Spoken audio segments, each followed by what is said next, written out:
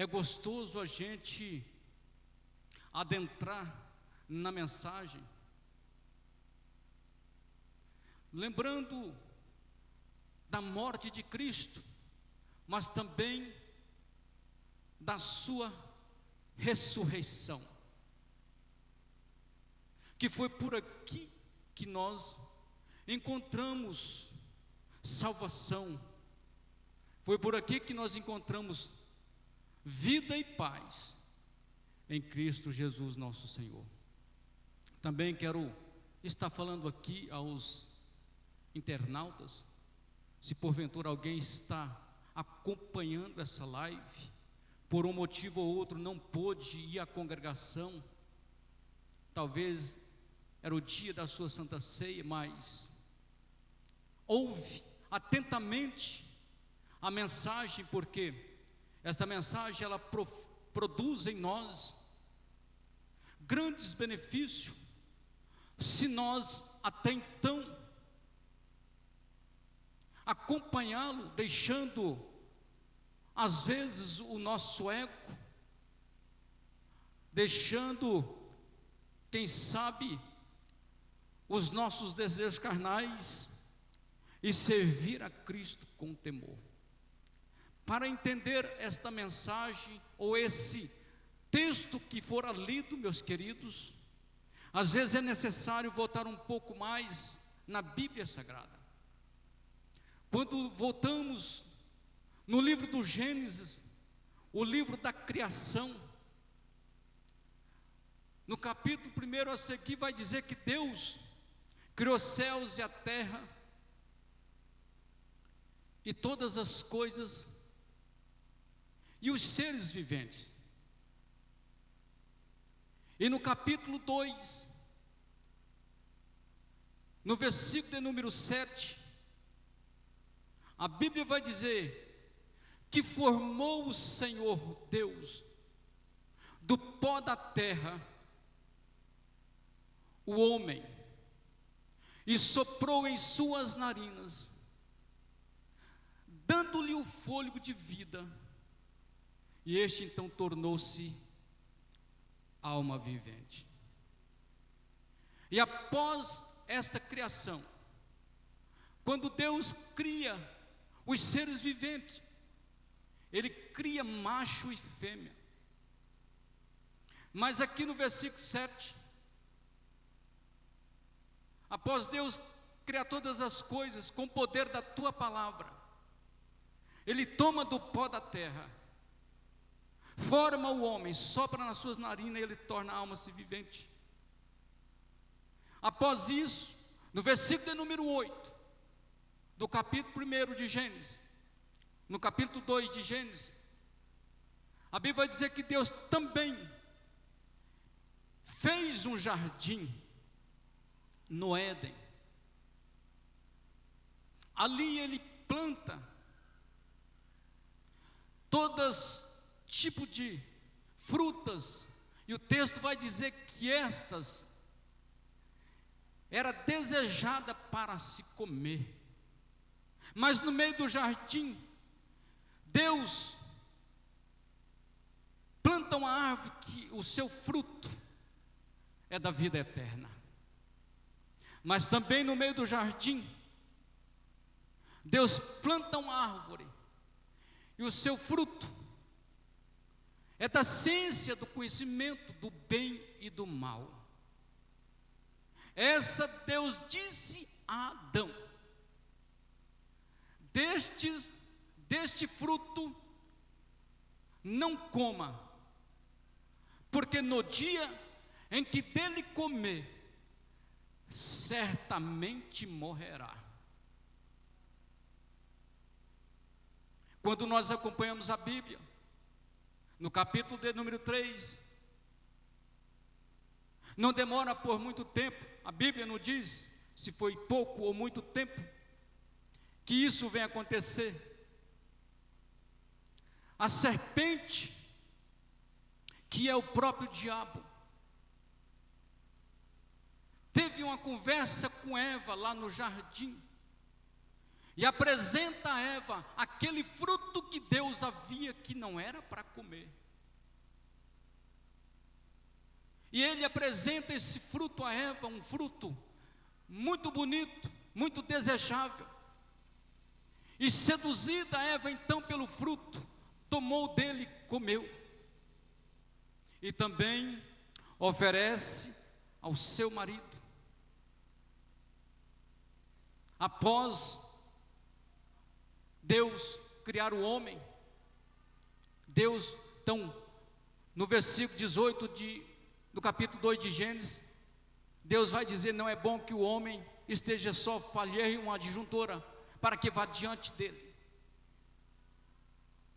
E no versículo de número 21, a Bíblia vai dizer que Deus cerra uma das costelas de Adão, e dessa costela fez Eva e entregou a Adão, porque todo animal tinha macho e fêmea, e Adão estava só no jardim, e colocou ali para que eles vivessem e cuidassem do jardim, e eles viviam bem. Todos os dias Deus o visitava, todos os dias aquele casal tinha a presença de Deus. Todos os dias Deus falava com Adão. Eita glória, aleluia. Aí então entra o capítulo 3, narrando a história que eu já disse aqui. Eva toma do fruto, come e dá ao esposo, a Adão. Interessante, para que possamos entender que Deus não fala com Eva que não era para ela comer do fruto, mas sim fala com Adão. Eva chega a Adão, oferece o fruto, e ele toma do fruto e come. Ali entra o primeiro pecado na terra. Ali entra a primeira desobediência do homem. Adão esquece da voz de Deus. Adão esquece daquilo que Deus havia falado. Seduzido pelo fruto, seduzido pelas paixões da carne, seduzido pela emoção, seduzido pelo seu próprio ego e o seu próprio orgulho. Meu Deus, Adão abandona a promessa de Deus. Adão abandona os cuidados de Deus. Mas agora sente atraído pelo pecado.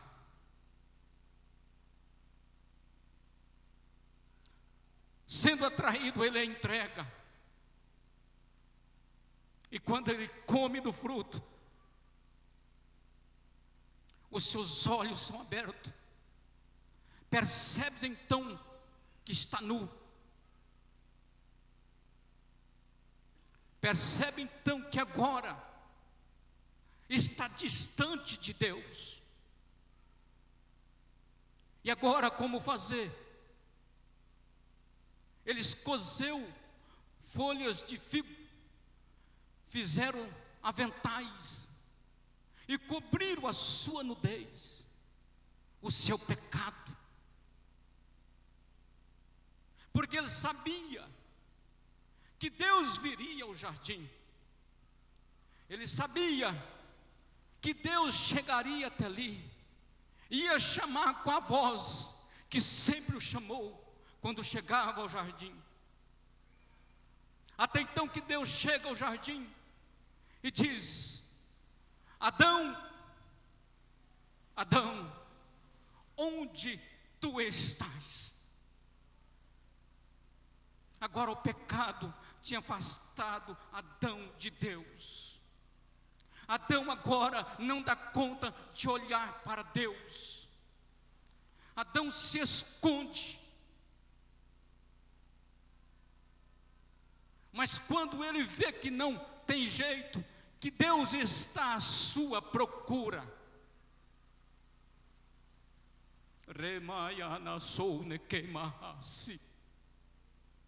A misericórdia de Deus, ela estende sobre nós. Às vezes mesmo em pecado, o Senhor nos procura e nos chama até mesmo pelo nome, porque Ele te ama, assim como Ele amou Adão. Ele não te esquece, assim como Ele não esqueceu Adão. Ele te procura, Ele não te perde de vista.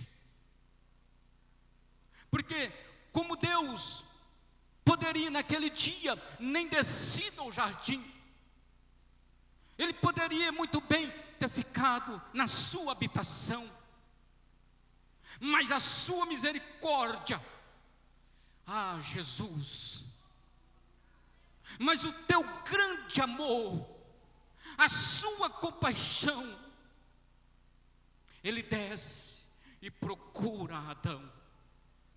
E Adão diz: Senhor, ouvi a tua voz e me escondi.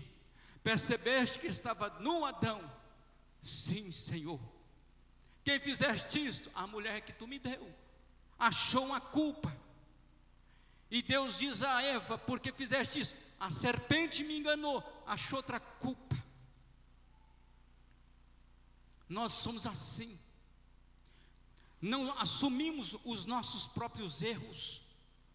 Não temos coragem de enfrentar o Senhor frente a frente e dizer: sou culpado. Jesus. Então Deus, aleluia, se desse tempo, irmão, entrar profundo nessa mensagem. Agora o que fazer?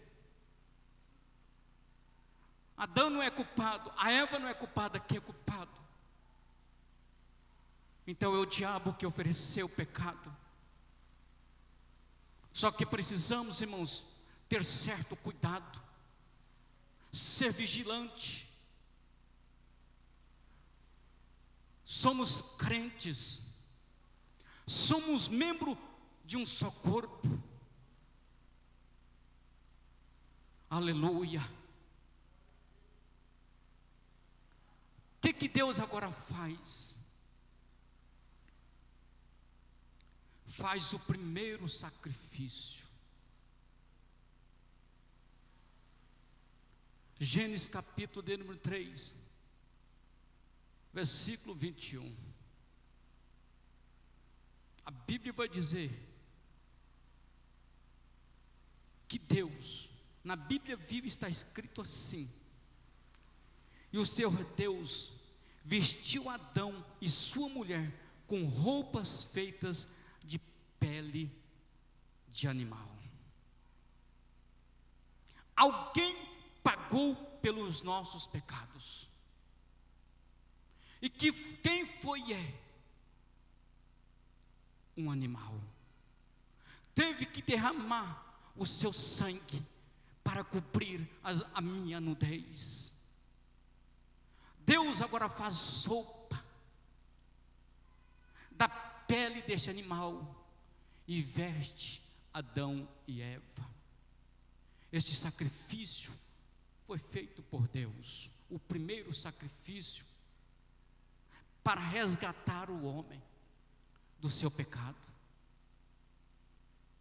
Mas quando nós lemos a Bíblia Sagrada, vamos entender que na antiga aliança, no Antigo Testamento, o pecado do homem era expiado pelo sangue de um animal. Em Levítico capítulo de número 4, versículo 14. E o pecado em que? Pecar for notório. Então a congregação oferecerá um novilho por expiação do pecado, e o trará diante da tenda da congregação. O segundo animal é oferecido para pagar o pecado do povo. Mais uma vez é derramado o sangue de um animal inocente, para que este homem viesse alcançar as misericórdias do Senhor. Aleluia.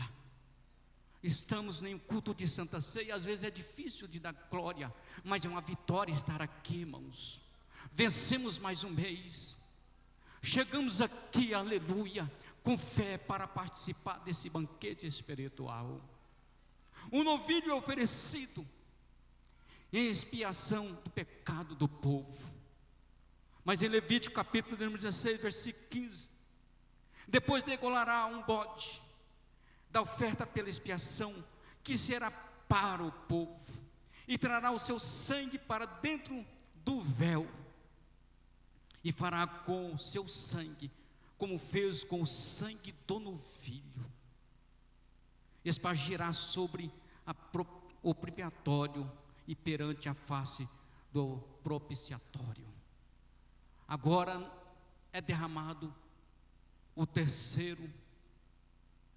uma vez mais o sangue do terceiro animal, para perdoar o pecado do povo. E assim era feito. Mas passa-se o tempo, este sangue já não surge mais efeito. O povo que era mais pobre, o povo que era mais fraco financeiramente, era trazido uma rolinha ou um pombinho, até mesmo oferta de manjares, para expiar o pecado. Mas agora, isso já não é mais suficiente. O povo mergulha de cabeça abaixo. E o que fazer para que viesse a resgatar este homem, esta mulher, que está distante de Deus? Uma vez mais o Senhor se prontifica, uma vez mais o Senhor usa de misericórdia para comigo e para com você. O sangue de um animal já não é mais suficiente. E aqui no versículo número 14 está escrito: quanto mais o sangue de Cristo, que pelo Espírito eterno se ofereceu a si mesmo. E agora então quem oferece, aleluia, o sangue para ser derramado, para perdoar os meus pecados? O Filho de Deus, o unigênito Filho de Deus, Jesus Cristo. Ele derrama o seu sangue para que os nossos pecados fossem perdoados. Jesus é oferecido na cruz do Calvário. Agora no capítulo 27 de Mateus, o Senhor Jesus, Ele está em agonia quando deixa os discípulos à parte.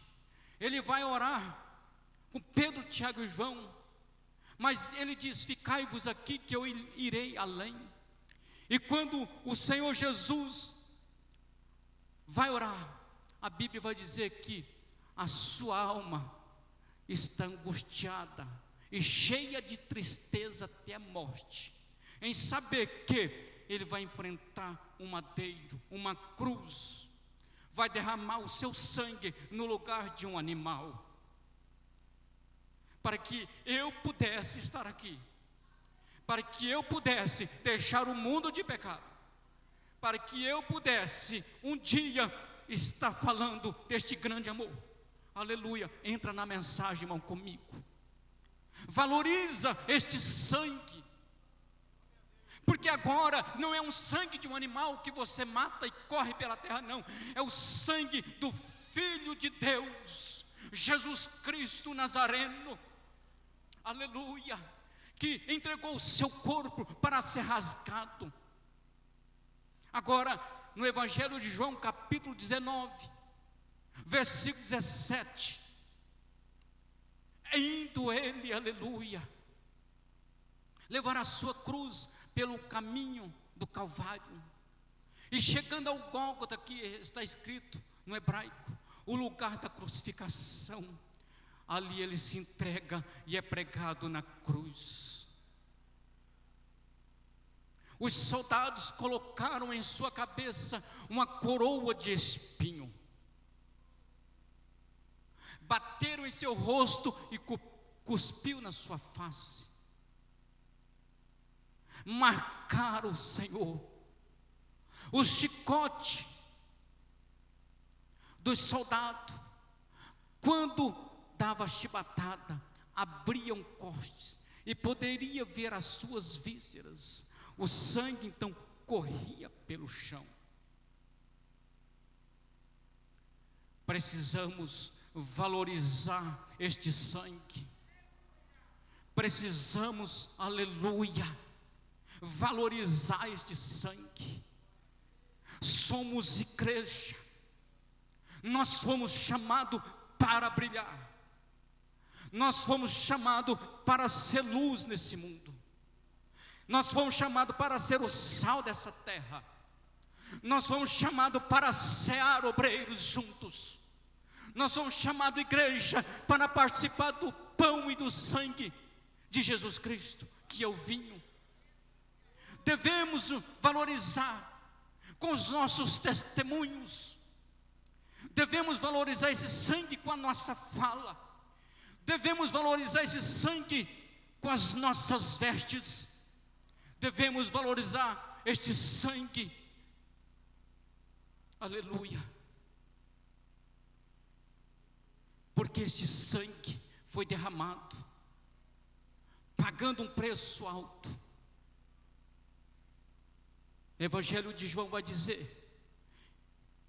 que, cumprindo todas as coisas, Jesus sente sede.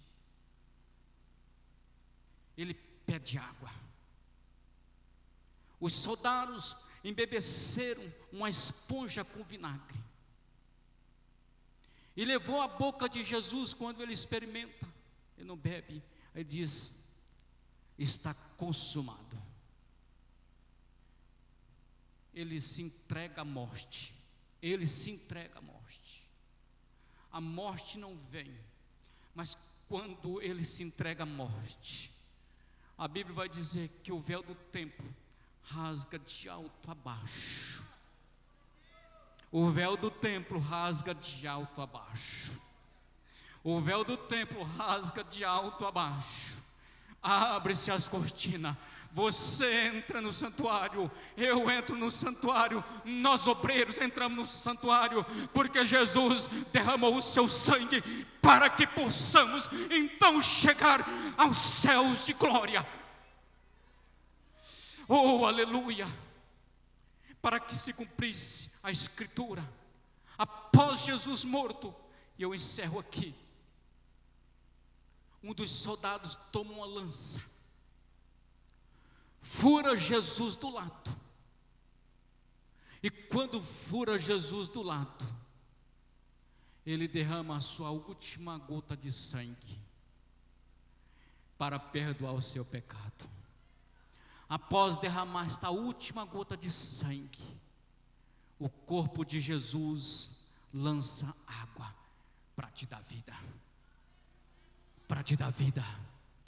Jesus morreu dando o seu sangue, fazendo-se o cordeiro imaculado, sem mancha, sem pecado, para hoje você cear. Quem veio cear? Para hoje você participar do seu corpo e do seu sangue. Convido a igreja para se pôr de pé.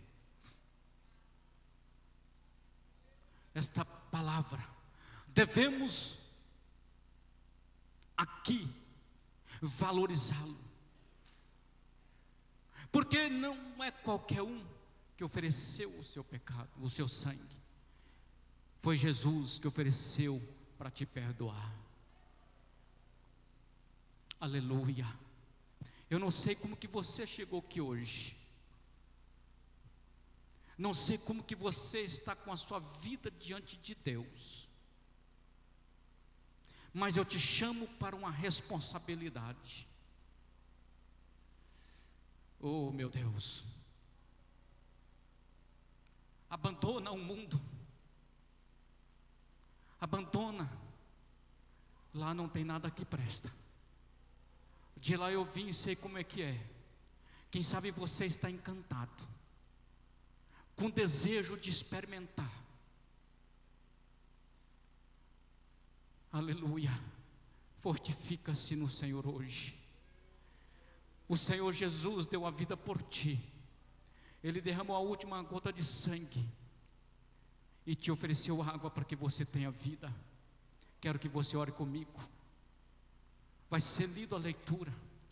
Examine a tua vida para participar desse pão e beber desse cálice. Aleluia. Faça isso com temor a Deus. Querido Deus Pai, te louvo e te